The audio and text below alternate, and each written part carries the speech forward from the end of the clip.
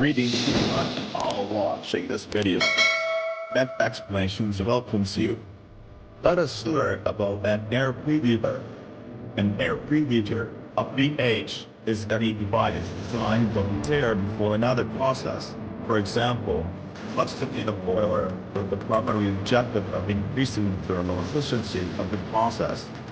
They may be used along with the replace or improve the system or to replace a steam pump. In particular, this article in thermal power stations producing electric power, for example, fossil fuels, biomass or waste. The purpose of the air preheater is to recover the heat from the boiler to gas, which increases the thermal efficiency of the boiler by reducing the useful heat lost in the flue gas.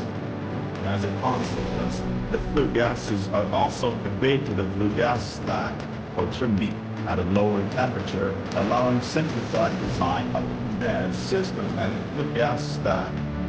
It also allows control over the temperature of gases